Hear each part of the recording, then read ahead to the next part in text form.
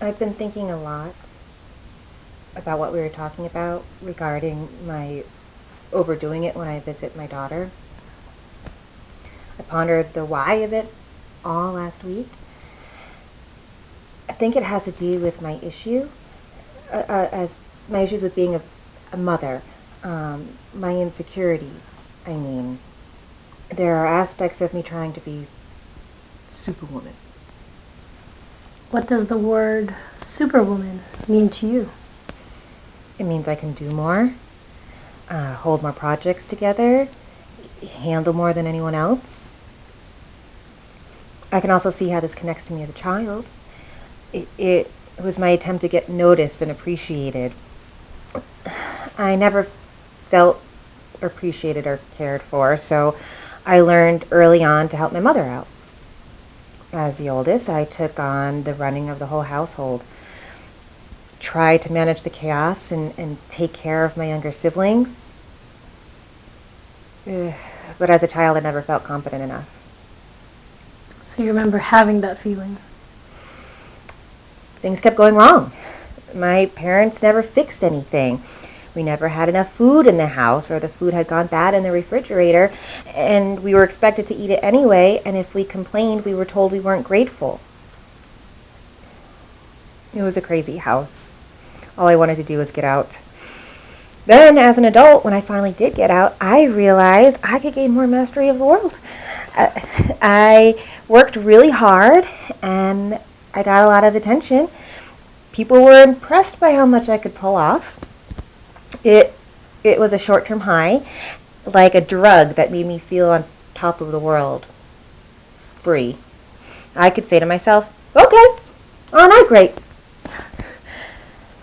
It was also a defense and protection against just showing up with my normal strengths and weaknesses, feeling however I felt, or just being normal me in the moment.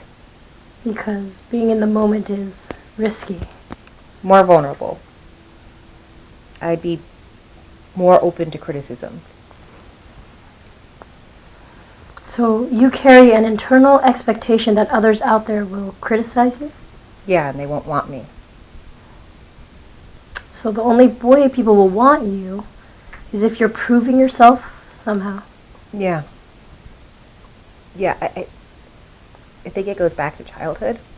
As children, we were made to feel like burdens to our parents, especially Dad.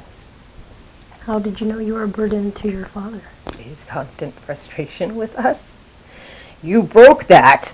In his emotional despair, he was constantly in fear that we had broken something. Well, the example you gave didn't sound like despair. It sounded like anger or frustration. Oh, he was disappointed, but he'd say, it's broken. We'll never get another one like it. Anger I could deal with.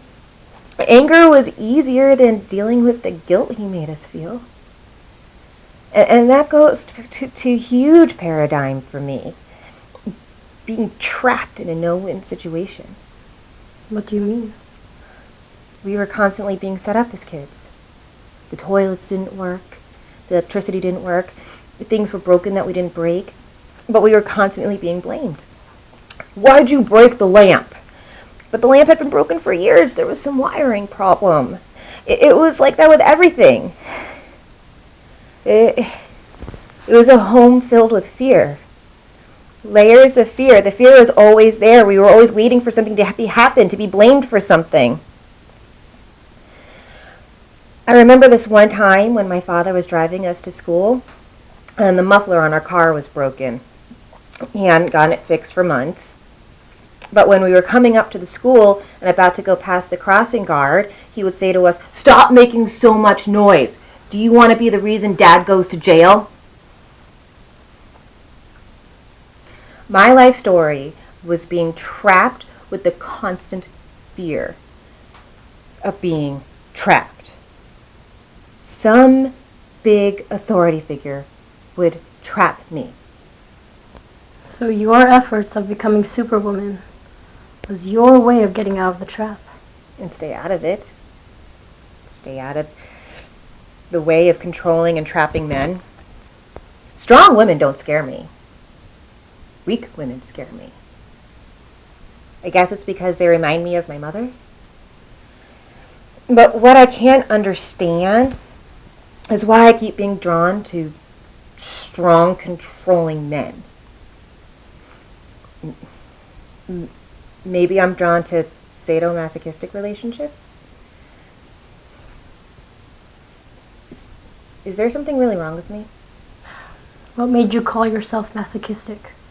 Well, we talked about this pattern in my last therapy, but that never felt right to me.